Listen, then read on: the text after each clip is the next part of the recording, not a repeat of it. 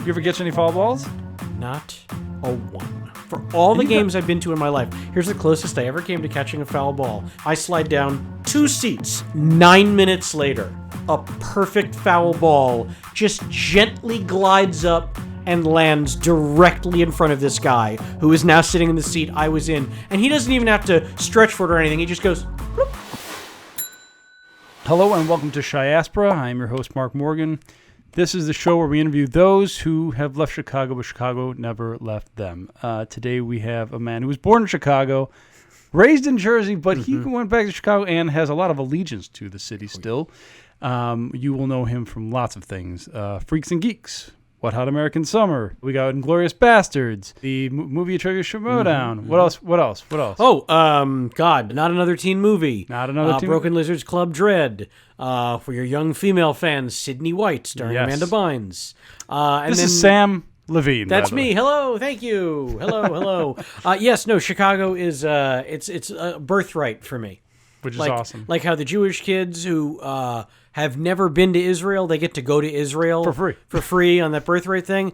Chicago is my actual birthright. I was born at Lutheran General in Park Ridge. As was I. There you go. Very Isn't nice. that crazy? Yeah. A lot of people were born there. Yes, I know. Big old hospital. It's funny because I always think when people ask, was I born in Chicago? It's like, I was born in Chicago, but it's slightly off. A little out, right. Like I wasn't born downtown. Right, exactly. You know. No. But that's awesome. I had no idea you were born there. Sure. We're going to get into a whole bunch of Chicago stuff, but I also wanted to just say how I know you from... on personal stuff, too. So you were a guest on the Playboy Morning Show, which I was producing. I was indeed. And then I saw you at the Wet Hot American Summer annotated screenplay event. And you did a little VO and you bounced. I did a little sketch with David and company, and then, yes, I had to get out of there. So David Wayne I still keep in touch with once in a while via email and stuff. One of my all-time favorite films. Oh, yeah. I did not know that you were the voiceover at first. Yes. So anybody who's watched film and hasn't fully put it together, the young kid who plays Artie, who is like DJ. The camp DJ, little radio guy, is supposed to be giving the voiceover for the whole day. Right. Was not actually that kid. Right. It is physically him on camera, but it is my voice coming out of him, my 18-year-old voice. Artie was like 10. Right. The kid who didn't shop. The kid who had the perfect look, and evidently they wanted a different sound. I wasn't not my call, but yeah, no, I did that. It was a great deal of fun, and then I got to come back and do the voice of the second Artie when the show went to Netflix for first day of camp. Did you do the last day of camp too? I did. It's called 10 Years Later. 10 Years Later. I'm sorry. That was when they came back which was the joke at the end of the movie. 10-year reunion, right? Yes. And at long last, I finally got to be on camera Artie. That's awesome. Yeah. So it was a whole 16-year-long journey. We'll come back to this. I want to know just how you even got involved with this project in the first place. With David Wayne and yes, I originally was trying to get the on-camera role of Artie in the movie.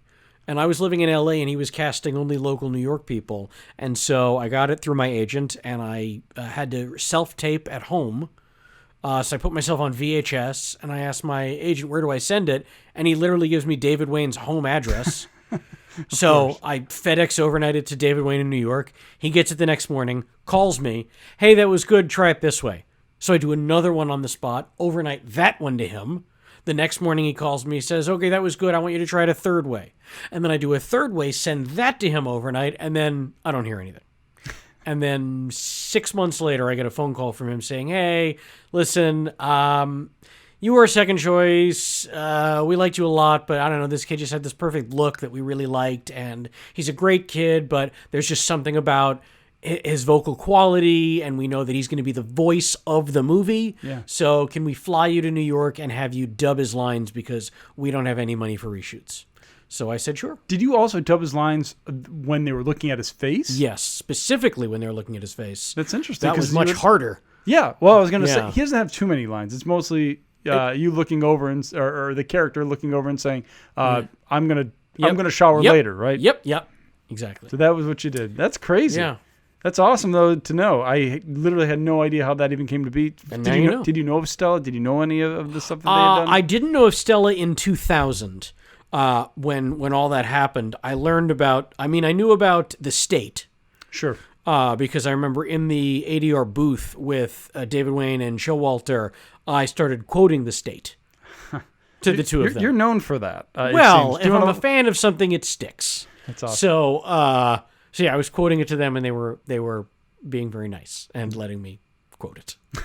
Very cool. But then, yeah, I found out about Stella a few years after that and fell in love. I mean, I adore those guys. Yes. They're all so talented. They are very good. And now you're a part of it in a way, which is In awesome. a weird way, I guess so. It's awesome. So let's get into a little bit of just the city. You were born there. You moved. Your family moved when you were like 1 or 2. I was pretty young. You were young. What did your family do? Why did they move? Where? I'll tell you exactly what happened. So my folks are both New Yorkers. My father is from Queens. My mother's from the Bronx. They were married in 1974 and living in Manhattan. And my father wanted to go to dental school. And he applied at a bunch of different dental schools. And he got into the University of Illinois. Nice. So At Chicago. At Chicago.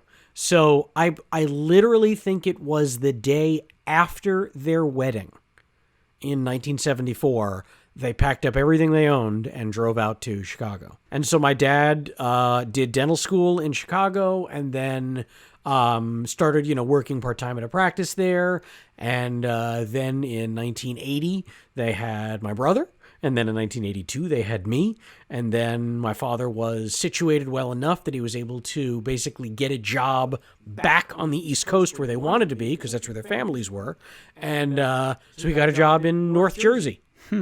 So once again, they loaded everything up and drove back to the East Coast. But this is weird because your family was New York based to start, and Yes. yet you became a Cubs fan. Yes, and I'll tell you why. My father wasn't really raised a big baseball guy. Yeah, maybe football, but not huge baseball. Yankees a little bit, but it wasn't a big deal to him because I don't think it was a big deal to his dad. So when they were living in Chicago, the social group that they fell in with, most of those guys were from Chicago or nearby. So, of course, they love sports. So they were already big sports Yeah. people, and they were all Cubs fans. There you go. So, if you live and work in Chicago, Yeah. and this is the 1970s, Yeah. you could go see a Cubs game for $1.50. $2. You're there mostly for beer and hot dogs. Exactly. So that happened all the way until the 90s. yeah. Oh no, I remember. So yeah, I found the ticket stubs a couple of years ago. It was $4 for bleacher seats in 1990. My God. Now you have to give a liver. Exactly. It's ridiculous. So anyway, that's how my dad got into it. And then he basically became a transplanted Cubs fan. So does he still watch the Cubs? Oh, he does. That's awesome. Yeah, he watches the Cubs. My mother loves the Cubs. She was never a sports person at all. Fell in love with the Cubs in Chicago. And you got to give him some credit, including huge yourself. credit. The fact that they were there for a little bit of time, they decided to find a loser Cubs, and they stuck with them long enough. That they did. Yeah. No, when they were there, Santo was on the team. Oh my God. These Yeah. are magical years. Yeah. Well, Banks, magical, not winning, but magical. magical to watch. Yes. The classic players. The classic players, the guys, we still talk about today. And so, yeah, they found a love for it. And then when my brother and I were little, anytime we'd find a Cubs game on TV, if they were playing the Mets on local TV in New York, we'd sit and watch the game, or we'd go to the game. Do you have WGN? Did you have that? We didn't have WGN when I was in Jersey, which broke my heart, but I did get it as soon as I moved to California in 99. So then I was able to watch some of the games until DirecTV, extra innings. So for those who don't know, WGN was the main, they call it the superstation. Basically, it was actually broadcast around the country at one point, and people could watch Cubs games from all over the place. It was also just a staple in Chicago as well. I just heard via the internet that that's ending. It is. It is 70 years, which is crazy and sad. Do you know what WGN stands for? No, I don't. World's Greatest Network. Really? Yep. It was owned by the Tribune Media, the Chicago Tribune Company. Wow. I love how there was nothing like cool about that either. It was like, Wexinger. No, it is World's Greatest Network. Well, that's almost dead now. I think it was supposed to be originally World's Greatest Newspaper, but I don't know. They might have changed the name at some point. That's fun. I did not know that. Yeah, but I imagine any hardcore fans who know that, tweet at me if I'm wrong, at Samm Levine, SammLevine. That's awesome. Yeah. So you've been, like you said, you've grown up mostly in Jersey. You came back once in a while. We did. Every summer. Starting when I was 8. Grandparent? Did you? We had nobody came no with blood you. relatives. Exactly. So in Chicago. It was just your dad for school. That's it. My dad for school was the reason my folks were out there in the first place. But then they made all these friends that they loved, who again were all already from there. So when they graduated, they stayed there and started families there. That's awesome. So for my folks, it was a big deal to get me and my brother in the car and schlep us out from Jersey to Chicago every summer for like 2 to 3 weeks. And we'd see all these old friends of theirs, and they would show us around Chicago. And we'd go down to Lake Michigan. We'd go to where are the hot spots? Food Water spots. Tower Place. Okay, so you downtown mostly. Downtown mostly, but we'd go around. I mean, one time we went to Great America? Oh, yes. Up in Gurnee. Yeah. So we did that one year. Mostly my brother and I just wanted to go to Wrigley. When we went there when I was 8 years old, my dad took me to my first baseball game at Wrigley Field. That's awesome. And it's stuck. I was hooked, man. You don't need me to tell you, there ain't no field like Wrigley. Not at all. Especially, being here in LA feels very different. Oh, for either ballpark. It's painful out here in LA. I do go to Cubs games out here. Same. But it is not the same. I when I interviewed Jimmy Pardo, we talked about this because notorious White Sox fan. He is a notorious White Sox fan, but he doesn't hate the Cubs. But I told him the worst job I ever had was working at Wrigley. I was a vendor in high school. Oh. And it was a terrible job because you couldn't enjoy the game. Yeah. It was when Sammy Sosa was cranking homers. Oh, so that was 98. It was so he was still cranking homers all the way until 2003 because of the year that 5 outs away, whatever that was. So 2003. Yeah, so 2001 and 2 I was, around in high school, but I did it, and it was a terrible. Other than watching him because nobody would buy anything when he's hitting homers. Yeah. But the rest of it is I just want to watch the game. Of course. That was a bad job to choose. Yeah. I've heard people say that. I had a friend in Pittsburgh who worked as a vendor because he wanted to see all the Pirates games, and he said, "You get to see 8 minutes of the game total." Yeah, if you want to make money. Exactly. Right. And if you don't make money, they will ask you not to come back. Right. right. Exactly. It's like, we can get other people to do this way better. Yeah. Why is that kid just standing? Yeah. I don't know what's going on. He paid for those dogs. Why is he not? Why is he eating the dogs? Yeah. It gets awkward.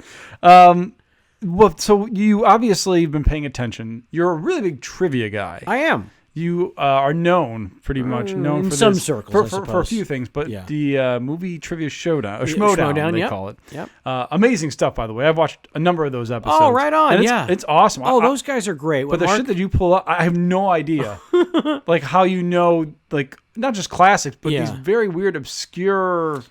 I love, like I said, it's easy for me to retain things that I love, that I'm a fan of, and I love movies. It's awesome. And so, movie trivia has always been one of my favorite things.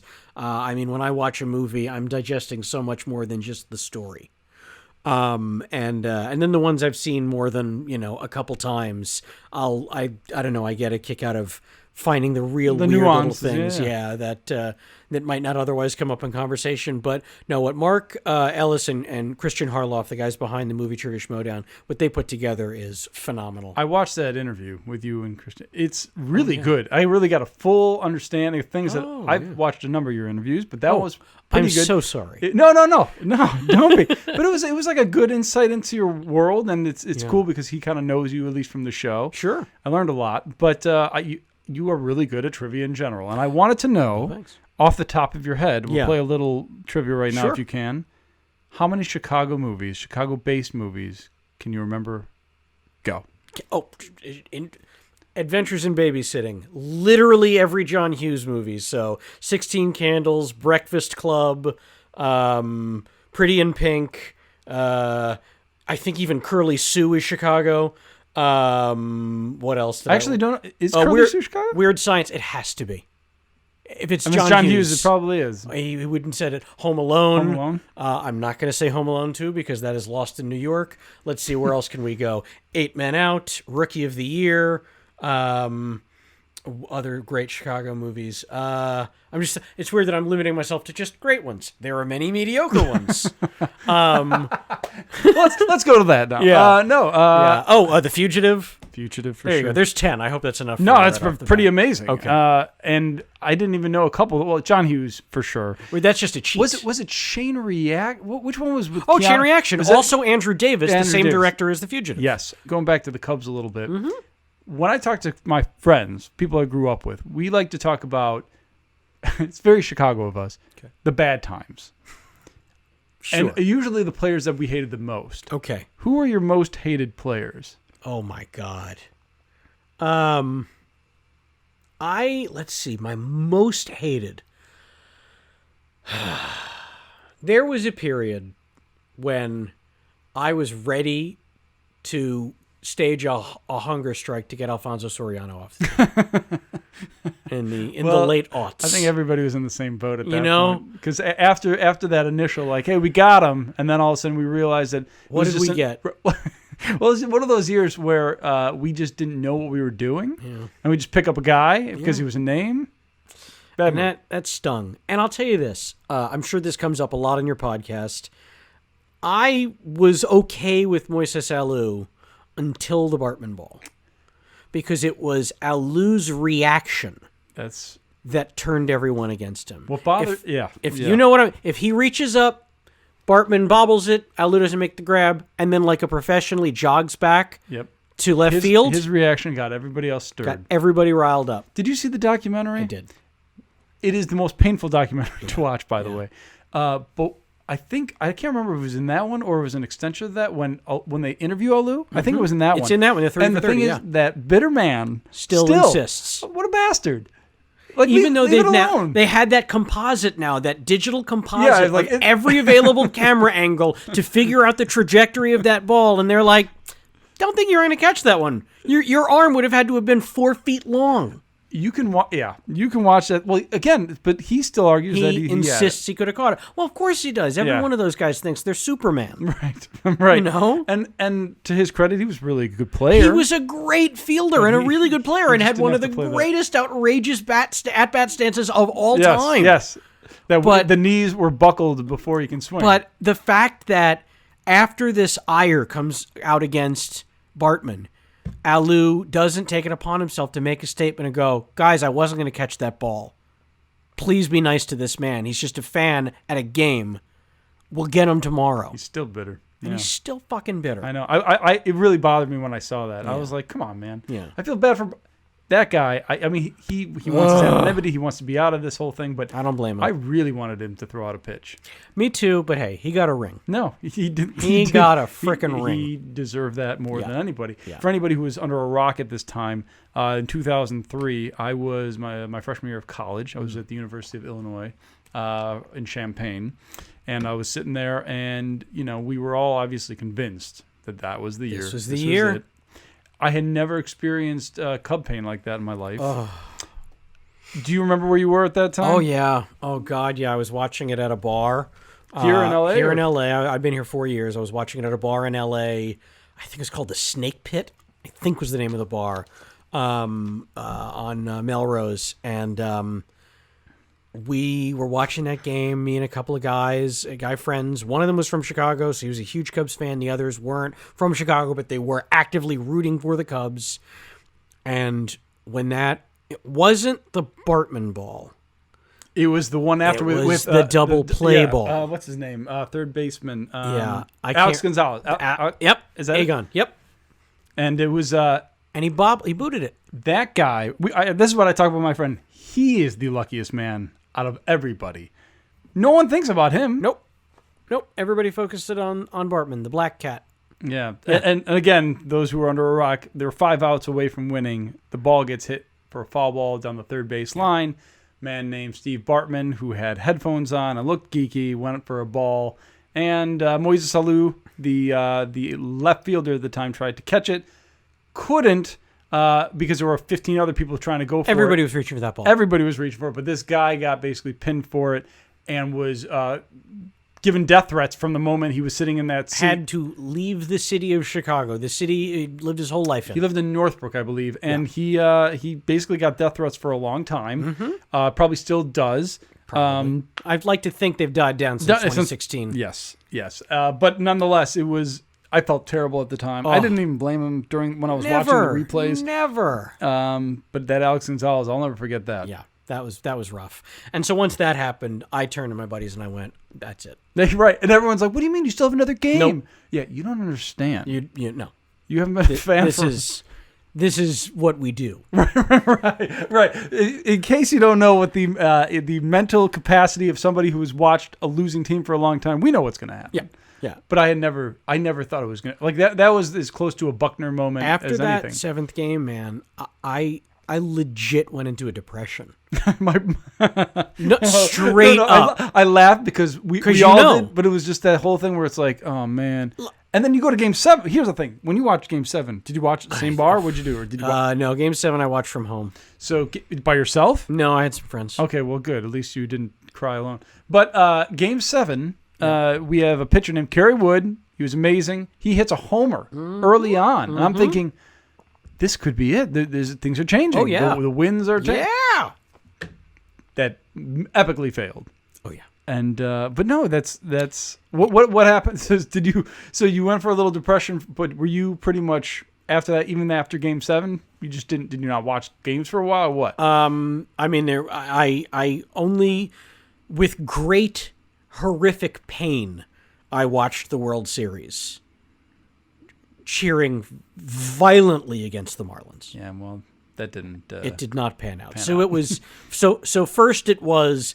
I don't know how to phrase it. It was like getting stabbed through the chest with a broadsword, and then at the end of it, just to doubly make sure I'm dead, a tiny dagger just stabbed all around the already gaping broadsword wound. That just happened to have like a marlin fish when the Marlins won. Yeah, it was real. It was a real ugly fall for me. I mean, it's one of those things where we still, as friends, like, it's like, thank God we had 2016 because that definitely made things better. Oh my God. But man, it was it's one of those things. I have two little ones. They will never. Some we talk about. They'll never know. Yeah, they'll never know. They will never know how bad it was. And then in 2008, you remember the 2007 and 2008 Cubs. 2008 is that when we went to play the Braves? No, that was because we lost in the wild card or something like that at one point. Right. Well, this was 2007 and 2008, 2 years in a row. The Cubs win the division. Yes. And then I hope I have the correct years on this. I want to say 2007. I thought we had the wild card. First round, they get, maybe it was the wild card in 07 or 08. I honestly, I don't remember. I thought they won back-to-back division champs, but I could be wrong. But anyway, the point is, first 3 games of the division series, they get swept both years. Right. That's how I felt last year, by the way. Right. And 2008, though, man, I really, really thought that was the year, 2008. And who do we even have that year? I don't even remember the full... Derek Lee, yes. Aramis Ramirez, yes. Kosuke Fukudome. I dare I say Soriano was still on the team. God, who else was in the starting lineup? Ted Lilly was in the pitching roster. That's a throwback. Oh man, that was such a fun team, man. And the curse for me was, I'm watching the Cubs. They're having this amazing run in September or August, September, and then I book Inglourious Bastards. Oh, that's so bad. And I was like, when it's shooting in Berlin from September to January, and so I have to be there for the whole. Dude, and I was like, just contra blessings. That you no, I definitely was. But the notion of I've been waiting my whole life, and the Cubs are finally 100 years later. In my mind, they're going to win the World Series, and I would do anything to be there. And I'm in Berlin. Yeah, I guess it must have been like a little. I mean, shocker. It was bittersweet. How so you knew right before the playoffs, or was it? I booked it before the playoffs started. Got it. But in my mind, I was already getting screwed because I knew they were going to win the division, and then I knew they were going to. Obviously, they did not win the division series, but I'll tell you what made that even harder. The games started locally in Berlin time. Start first pitch 2 a.m. Yeah, so well, I don't know what your production schedule was, but most of the shots that I saw were day. Oh, I was on set at 6 a.m. Yeah, exactly. So what I was doing was going to bed at 6 o'clock at night. Yeah, just do whatever you have to do to make sure you have waking enough up energy. at 2 a.m. Oh my God. Watching the game for 3 hours while I got ready. And then I would leave. At least you look the part of some Jew who's trying to catch a Nazi and exhausted for him. Yeah, oh man. Those were rough. Luckily, it was just the 3 games. Ugh. But hey, we did it. It did happen. We did. Where were you for that? Well, I'm very proud to say I was able to see games 4 and 5 at Wrigley. That's awesome. And then... you were there for the big Grand Slam I was stuff. there. Oh, yeah. Game 5 at Wrigley, man. I will never, ever forget that the rest of my life. That was amazing. Where'd you sit? I had seats between home plate and first base in the second section back. Dude, it's still a pretty good section, by the way. It was. You weren't in the awnings. You were still under. You were still. Yeah, I was covered, and then not to brag or nothing, but I watched the second half of the game from a suite. That's awesome. It was. They took care of you. They did. I got a hookup from MLB, who I had friends there, and I lucked out. Did you ever do the 7th inning? No, I wanted to, and I was supposed to, and then there was a changeover in personnel. Let's make this happen. Yes, Let's make please. this happen. Did you never threw out the first pitch? Nope, been dying to my whole life. This is Samm Levine. Look Please. in the camera. Come on, guys. Make it plead. Guys, no one is going to throw a better first pitch or sing all of the correct words to take me out to the ball game than this guy. Give the man a shot. Please. Come on. Do it on a weird game. Yeah. Do it on a game where you're up against football. Yeah, do it. Yeah, do like an interleague play game that no one really cares about the other team. But that's shocking though. Like usually they find people from social media who care about the Cubs. You know, you're like an established actor. Again, I was supposed to do it many years ago, and then there was a personnel changeover, and I got canceled along with a lot of other people. And I was just sort of put off by it. I stopped pursuing it for a while, but that was a long time ago. So I'm happy to try again. I'll get my people on it. I'll tell them to reach out. I'm actually going to make it my personal goal. I love it. No, I'm not even kidding. I'm going to cheers on it. It will happen. Come on. I'm going to do it. All right. I'm going to at least inquire. Okay. Please do. Let's make it be an honor. You go back once in a while now. When was the last time you were back? I was in Chicago 3 weeks ago. Okay.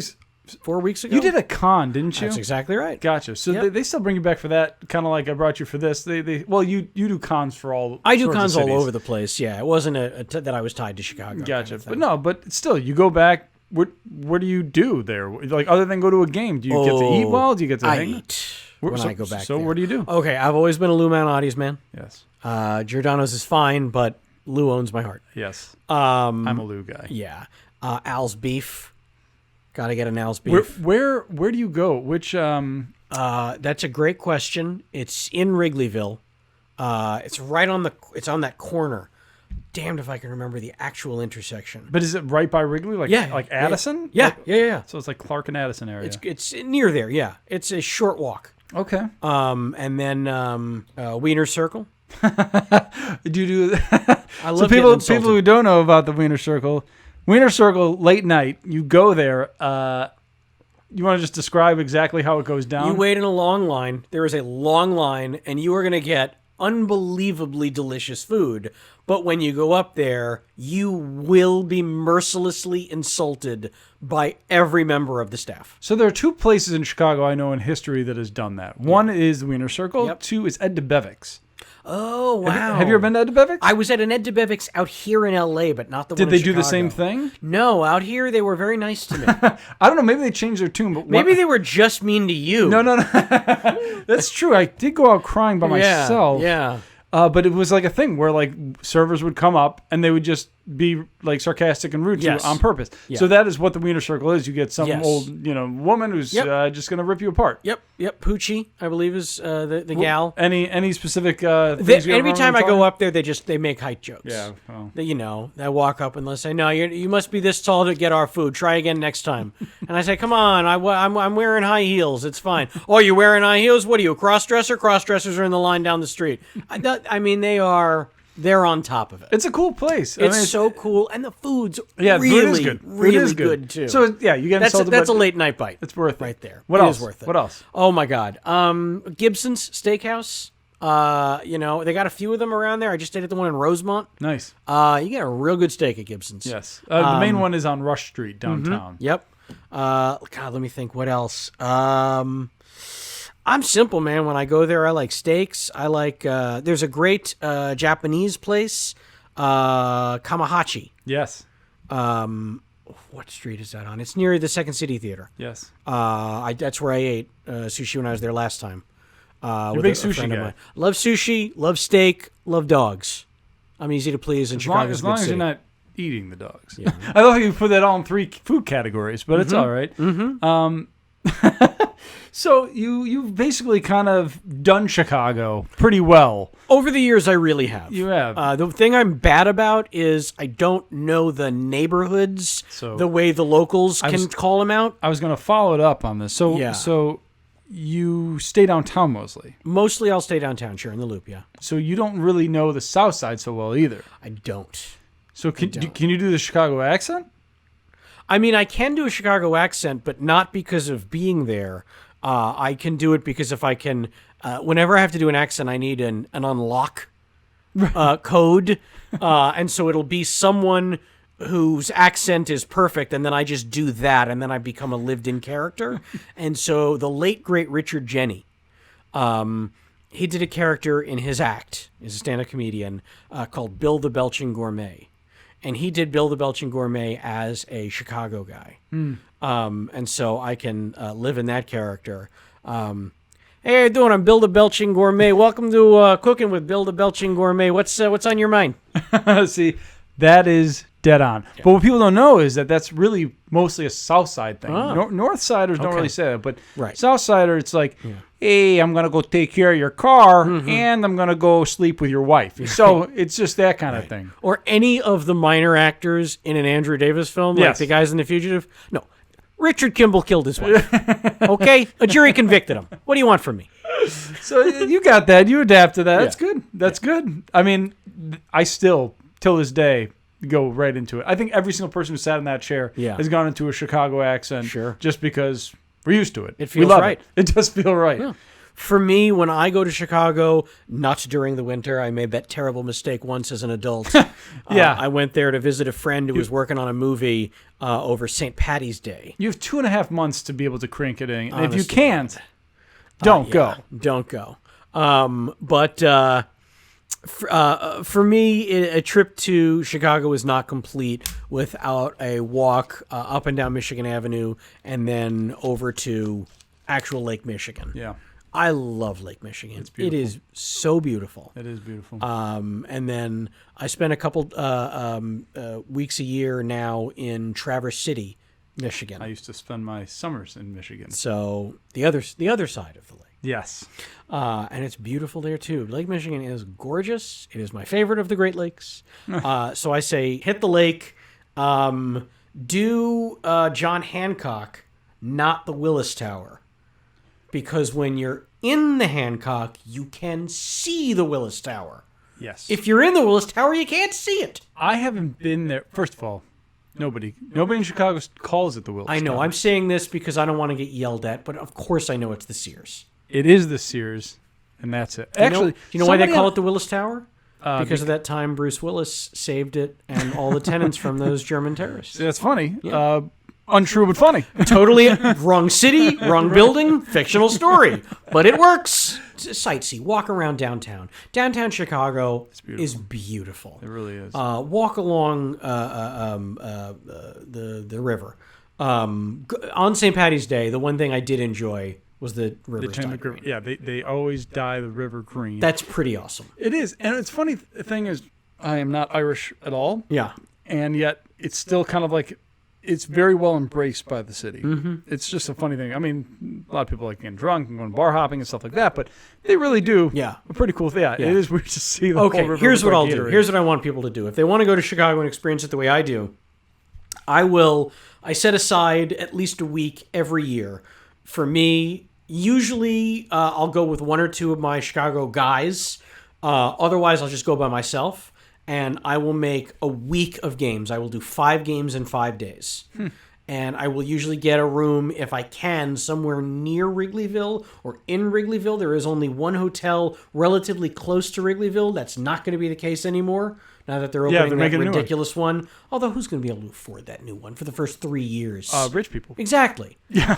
So I'm not a terribly big fan of that. But there is a great hotel, and I'm not going to say the name of it.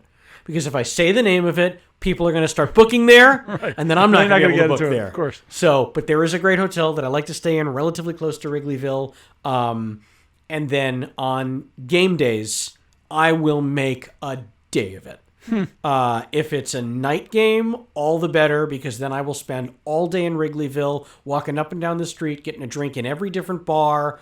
Murphy's Bleachers, Cubby Bar. Do people recognize you in those? Sometimes, yeah. You ever get a little bit of some, hey? Sure. It's that guy with the 2 M's. Yeah. I wish. No, wait, why do you look familiar? What I see you in? You play on TV? You were that guy killing Nazis, right? Mm-hmm. It's always something. And then I gotta hold their hand and walk them through it. What? By the way, sorry to stop it. What do you actually get called for the most? Because you have a bunch of weird parts. I do. It's a toss-up. Usually it's either Freaks and Geeks or Inglourious Bastards. Sometimes it'll be not another teen movie. Sometimes it'll be an obscure thing I did. Some random episode of a random show, but it's that person's favorite. So they recognize me from it. That's cool, though. It's great. I'm always tickled when it's something obscure like that. Sure. Because that's how I am. Like, I'll see an actor... And then everyone will go, oh, yeah, no, he's the guy from this thing. And I'll say, no, he's the guy from this thing. Right. Something completely different. He's the guy, the cash register guy. Right. Whatever it is. And so I'll walk over, introduce myself, and say, hey, I know you had this great body of work, but the first thing I saw you in was this, and you get stamped in my brain as that guy. And they'll go, wow, no one ever says that. So I love it when people do that to me. No, but that's cool. But yeah, so I'll hang out at the bars. I'll pace myself. I'll have a lot of really good food. And then come game time, I'll go in early. I like to watch BP. Yeah, you do the whole thing. Oh, absolutely. You ever catch any foul balls? Not a one. Wow. Heartbreaking. For all the games I've been to in my life, here's the closest I ever came to catching a foul ball. When the Cubs were here in L.A. a couple months ago. I get my tickets on StubHub. I'm in the front row of the overhanging section. And I got one seat, and then my girlfriend's in the seat next to me. And we sit down. And then a guy and his mother come down, and he says, hey, so we have all the seats around you. Do you think there's any way, would you mind like moving just like two seats in that direction? So we say, oh, sure. So we slide down. I slide down 2 seats. 9 minutes later, a perfect foul ball, as if there were a string attached to it, just gently glides up and lands directly in front of this guy who is now sitting in the seat I was in. And he doesn't even have to stretch for it or anything. He just goes, bloop. Why wouldn't he at least be nice enough to give you the ball? You'd fucking think. You would think, dude, thank you so much for these seats. Here you go. Uh-huh. And he didn't do it. No, and I kind of called him out on it too. Oh, wow. You actually said something to the guy. Well, he catches the ball. Everyone's cheering him. And I said something to the effect of, aren't you glad I gave you the seat? And he was like, yeah. I said, you glad you have my ball? Did he at least buy you a drink? No, he pretended me and my gal didn't exist after that. Because he knew he had gotten obscenely lucky. How come your girlfriend didn't say anything? She doesn't care. Not about that. You guys still together? Yes, we are. Why? No, I'm kidding. No, it's a fair question. Look, we had to suck it up and let it go. No. It's okay. I would have been so mad. I would have just said, look, well, you gonna buy me a drink or something? It bothered me a lot less than it could have. It was off of the bat of one of the Dodgers. It doesn't, it matters, but it doesn't matter. I agree. It was bad form on his part. So the best play, I have gotten a couple. Mm-hmm. First time I actually reached up, closed my eyes, and it hit my hand, slid underneath, whatever, and eventually got it. The best place I had, I think it was first or second row. Mm-hmm. It is on the visitor's side, so you're on first base line. And if you're cool about it, and hopefully it's just a day game, it's chill. You just know the first base coach's name. and just ask him. Sure. Because he always gets just like, at the time, Sarge was the guy back in a few years back. Yeah. He just threw a few to Yeah. him. So, and of course, like you said, a lot of fans would do this. I wrote down on the ball who hit it, who pitched, what date. Very nice. You have to get one. I will. I'm confident at some point in my baseball fandom, I will catch one. It's just a matter of time. That's okay. You deserve it. I appreciate it. I'm willing to wait. It'll happen when it I'm not happens. willing to wait for you, that bastard. It's all right. It's all right. That guy would happen to be someone pretty famous, right? Like the only redemption would be like, actually, that guy saved 15 kids off of a bus. That's right. He took that ball and he shrunk those kids. Yeah, that's Rick Moranis. Rick Moranis. Yeah. And by the way, one thing I've learned about this there are so many people from Chicago. So many. I didn't even know in my research, and I'm just like, every comedian did something at Second City. It's crazy. Yep. It's funny that you were not full. I actually thought you originally A lot raised. of people do, and I don't blame them for it. The way I talk about the city, how much I love the city. I have a lot of great memories from the city. I've never had a bad trip to Chicago. Like I said, I go back at least once a year. Sometimes several times a year. If I've got a more open schedule, if I look at my schedule and I have like 10 days in a row off or something, you better believe I am flying to Chicago to catch some games at Wrigley. No, that's awesome. That's my mecca, man. I'm happier watching a game at Wrigley Field than I am anywhere else in the world. Would you ever be willing to do grounds crew for a day? I would be probably very bad at that. I'm not in good shape. Yes, you're not bad. Nah, please, it's an illusion. I don't know. I'm not a big athletic guy. I don't know. Don't let maybe, the wiener circle make you feel any different. Maybe.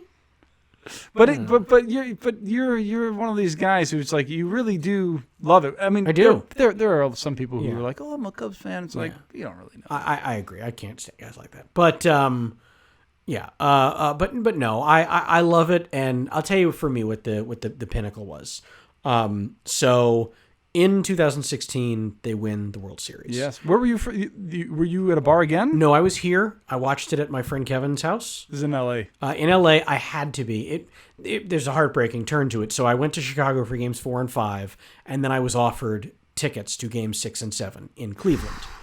And I wanted more than anything to take those tickets and go to Cleveland. But I was working on Wet Hot American Summer 10 years later, and I do love it. And by the way, this is the series on Netflix. This is the Netflix later. series, and there was simply no way for me to be in two places at once. This is not the voiceover part. This is the on acting camera. stuff. Yeah. If it was VO, I could have done it anytime.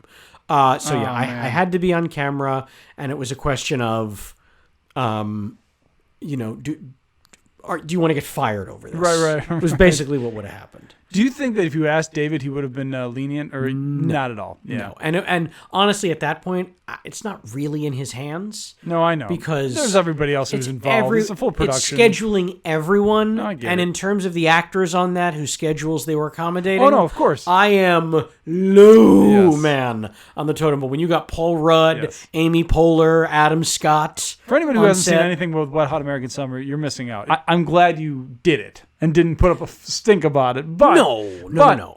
And here's the thing. Hindsight is 20/20. Let's say I done it. Let's say I put my foot. I said, no. If you want me, it's going to be a day after that. I have to do this. You don't understand. This means more to me than anything. Production would have been furious at me. They might have fired me. Let's pretend they didn't. So let's pretend I've angered everyone in production because I'm now going to be a day late. And I spend all this money and I go to Cleveland and I spend a fortune for a hotel room because they were all gone. Sure. And I'm sitting there and it's game 7 and we're in extra innings and I can't breathe. I didn't. And the Cubs lose. Yeah. It could have happened. It could. And then I have to take the saddest return trip to L.A. of my unimaginably sad. Can you imagine being on set just like, can you please give me a happier read, please? And I get there and they're like, well, Cubs fan, was it worth it? No. could have happened. Yeah, no, But you're ahead right. of time, there's no way to know. If I had known, You would have blamed yourself. of course, You would have said, "I'm the reason." right. But if you tell me, I'm a psychic, and I can tell you that game's going to go to extras, and then Zobrist Is going to get that. is big going hit. to get that go ahead. No, and I would have said, well, now I got to be there. Guess I got to be there. So that's what it was, and I have no regrets about it. Hindsight's 2020. Luckily, I wasn't on set when it happened. I'd shot earlier that day, So it's good. Yeah. It was, and then I was wrapped. what's the other thing? You filmed Wet Hot. Well, this series was in L.A. They recreated Yes. the set Yes. in L.A. Originally, I think it was in New York. New York, yep, in New York State, they shot the original. the movie, and then both series of the show were here in L.A. And you never actually went on the original set. Nope. Nothing like that. Nope, nothing like that. So I never got to see those horrible bunks that they shot in. Well, it was raining the whole time. The whole apparently. time it was raining. Yeah. There's a great documentary. I've seen it. It's very Pretty good. cool. Very, very good. But yeah, so I watched it with my buddy Graham Elwood, who's a Chicago guy, at to name drop Kevin Pollak's house. Oh, nice. Now he's a Giants fan, but he was cheering for the Cubs just like A we lot were. of people were that And year. yeah, and so there is a video. His Kevin's fiance Jamie has video of the three of us knuckleheads the minute Rizzo caught that last out. That's awesome. Of us losing our minds, and we're Have jumping you ever posted that around. anywhere? Yeah, I put it on Instagram. That's awesome. It's us looking like a bunch of idiots, and then I lose it, man, and then I'm overwhelmed, and I fall to my knees and start crying. Oh my God. It was too much. I just danced with my daughter. She Yeah. was 2 at the time, and it was everybody dancing and going crazy. Yeah. There's just so much involved. For me, it mattered. I really wanted to almost experience it with I don't know why at the time I wanted it with an older person. Okay, sure. Who was like 70, who hadn't done Right, it. who's gone through decades Right. and decades of sadness. There is a somewhere some montage people have done on YouTube of Cubs fans after they won and Right. going to the cemetery and putting Right. down. It was just Right. the most amazing thing because it was a big deal. My grandmother. So this is funny.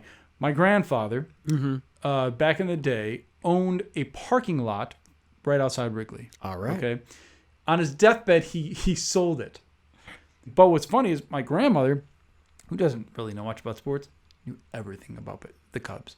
Because her whole thing is she would watch the games waiting for my grandfather to come home. She needed to know when that was going to happen. Yeah.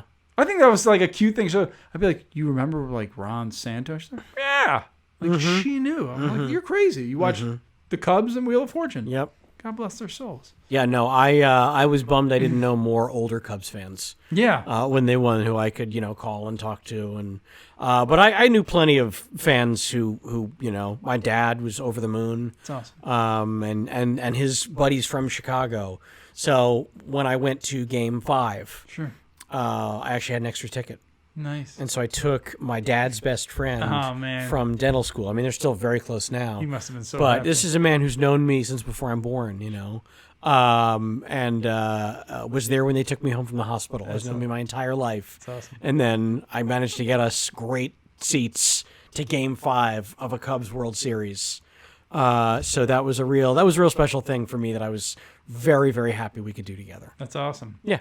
You've had an interesting career. Like we said, you've played a lot of characters, but you've worked with like Tarantino. Yeah. Did you enjoy working with him? That was amazing. That was an experience of a lifetime. I've been a fan of his since as young as I can remember, since the first time I saw Reservoir Dogs when I was 10. Yeah. And then Pulp Fiction when I was 12. And I that was a goal of mine when I got into acting, was to work with Tarantino, and that I was able to do it is nothing short of a miracle. And he's a genius. I have worked with a lot of directors, most of them okay, some of them bad, very few of them brilliant. And he is brilliant. The way he crafts a scene, the way he directs a scene, the way he directs his actors in a scene to get exactly what he wants is so special. Can you give me an example? I'm actually curious. Sure. So the first scene where you really see the bastards doing anything, we're in this ditch. It's a big ditch, and that's where we got the So we're the learning about Nazis. the bear? That's where That's where you first meet the bear Jew. Yeah. And so That scene was, as long as it is in the movie, a little bit longer when we shot it. And so what happens is right before he gets beat to death, Sergeant Ratchman is the Nazi sergeant who meets his end there. That's when Aldo Raine, Brad Pitt, says to me, Hirschberg, "Hey, send that Kraut sergeant over here." Yeah. And so in the movie, he gets up and walks over. There was more to the scene than that when we shot it. And what the scene was, he says, "Send that Kraut sergeant over here." And then I lean down and say, "That means you, Cupcake." And he doesn't stir. And then I bash him in the back of the head with the butt of my rifle. And I say, when the lieutenant says, you move, you move. And he still doesn't do anything. And then I grab him by the hair, yank him to his feet. And he turns around and stares daggers at me, and I'm holding the gun at him, and I give him a look, and then he eventually turns around and walks over, and you know how the rest of the scene plays out. So the first time we do it was pretty much just like that. And then Quentin says, "Okay, cut. And then he comes running over to us, and he pulls me aside. So it's just me and him talking. And he goes, "Listen, man, listen. You are an American Jewish fucking kid, okay?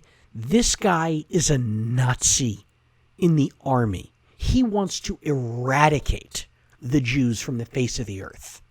You are being so disrespectful to him. You call him Cupcake. You hit him in the back of the head with your gun. You grab him by his fucking hair.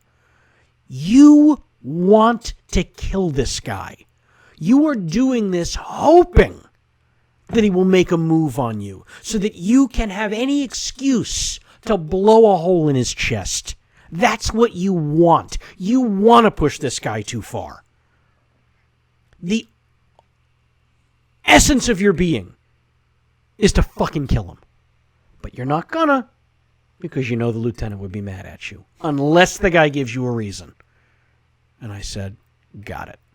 And then he walks over and he talks to Richard Sammel, the other actor in the scene. Mm-hmm. I don't hear what he's saying to him. And then he's done talking to him, and he says, okay, everybody go back to one. Nobody talk. Keep going. And then this is awesome. He runs back up to where the camera is, and action. And so now we do the scene, and it's fucking intense. It is ratcheted up to 11. I send that Kraut sergeant over. "That means you, Cupcake." And he doesn't. Bang! I hit him real hard. He was a shoulder pad on that. Bang! Real hard. And he still doesn't move. And then I grab and I yank him so hard, I can feel I have ripped hairs out of this poor guy's head. Oh, my God. And he turns around and I poke him in the chest with the gun. And this is, now we're off the script book. level. We're off script. And I look at him and I say, "Do it. Fucking do it." And he looks at me and he's staring at me. And we're staring at each other a long time. And I poke him in the chest with the muzzle of the gun. And then he finally takes a deep exhale, fixes his jacket, turns around and walks away. And he said, "Cut! That was brilliant. And so then I walk over to Richard and I say, "What did Quentin say to you?" Yeah, it's just like... And he says, he told me that I want to kill you. That all I want to do is kill you because you're a disrespectful fucking twerp. Yeah, you're basically a rat. Right. You are scum to me. And the only thing stopping me from trying to kill you with my bare hands is the fact that you're holding the gun and I'm not. And even if I made a move for the gun, there's 8 other guns on me. And I'd never get out of there alive. But if you're looking at me and you're talking to me and you're staring at me and I feel like I could grab that gun away from you and at least get one shot off before I get shot to death, then I should do that. And that's what the new scene would be, and he'd rewrite it. So you're telling me Tarantino basically told him, if you have the opportunity, change the scene? Yes. Unbelievable. Yes. And I said, "I'm glad you did." And he says, "No, I felt like you really wanted to shoot me." I said, "Well, good. Mission accomplished." That is remarkable. There you go. That's how Quentin directs. See, I think about that because if it were me, I feel like I need to stick to that script. Obviously, there's a lot of reasons. I mean, he gave all of us A lot of free reign. There are some scenes I'm going to ask you to get them word perfect. There are other ones, if something comes to you naturally, do that. Say that. If it fits within the scene, I'd rather have that. Have you ever directed anything? No. Do you want to? Only if there's no other option. Do you ever write? I do. Write for scripts? I do mostly punch-up on scripts. I don't have anything original that I'm particularly proud of. But I'll do punch-up on a script. But unless I do something insane, I don't want credit for it. I don't think I did any heavy lifting. Well, the reason I ask is like, what you just pulled right now was it was awesome. Oh, thanks, man. I felt like if I was, whether I knew you or I didn't know Yeah. you, I'd be like, dude, you just like went all in just now. I appreciate that. That was awesome. In fairness, I have told that story a couple of times over the last 10 years. Doesn't matter. That was the more kudos. Right on. From your perspective, if you were to direct, I'm curious if you treat it the same. I would like to think that I would, but I might be my grasp would be exceeding my reach on that one. Or my reach exceeds my grasp. I always screw that one up. But I feel like you have to establish yourself before you can get away with things like that. But it's always hard for it. I can't imagine you direct the thing that you wrote, and then all of a sudden you're like, yeah, just let the actors throw it away if you need to. Well, yeah. And I don't mean no. so disrespectfully. Not it. Yeah, that's it. He wouldn't view it like that, and he's not going to just let anybody do it. We had 2 weeks of rehearsal, and so we rehearsed every scene we were going to shoot. And sometimes in rehearsal, something would come up or happen that he would then change the script for. Got it. It didn't happen that often where something that happened on the day, as they say, dramatically changed the movie. Sure. But he encouraged improvising because specifically with the Bastards, he hired comedians. Between Paul and BJ and me and Eli, he wanted funny guys. Which is good. But he wanted us to be funny but play it serious. And then if something funny happens in the seriousness, lean into it. How long have you been out here? I've been here 20 years. Holy shit. Yeah. It's been a long time. Been here since the 90s. You look young. Thank you. You're a little older than me, but you have that youthful thing still going. So what anything coming up that you want people to know about? Anything you got? Yeah, if you're a nerd at all, like I am, and you like DC Comics or anything related to DC, you should check out DC Daily, which is on DC Universe, the DC streaming platform. You can check it out at dcuniverse.com. There are apps for your phone, Android, Apple, Roku. And the show that I'm on there, it's called DC Daily, and it airs 5 days a week, and we cover everything DC. We do fun deep dives into new stuff, old stuff. We talk all things comics and TV and movie, and our show is free to watch. All you need to do is sign up for an account. Actually, I don't think you need an account to watch our show. But then if you do get an account and you want to see everything else on the service, you can get a 7-day free trial. And then it's reasonably priced. It's $8 a month, or I think $75 for the whole year. And you're getting so much. You're getting 20,000 comic books. You're getting, I think, somewhere in the neighborhood of like 800 or 900 different episodes of shows. There's at least 200 different movies you can watch. And they're all really, really, really good stuff. So check that out if you are so inclined. DCUniverse.com. What else? I got a movie coming out next year, I hope. It's an indie we shot. It's called Bonded, and it's real serious. It's about human trafficking, and I play a really terrible person. So keep an eye out for that one. I think it's going to be real good. That was filmed here? Yeah, we shot it here and Mexico. Wow. So that's interesting. It's a serious movie. Thank you so much for coming. Again, where can people find you? Oh, find me at Twitter and Instagram. Same handle at both, at Samm Levine, SammLevine. Awesome. Well, go ahead and follow this guy. And thanks for watching, listening to Chiaspora. Good talking to you, dude. Likewise. Thanks so much. Thanks, Mark.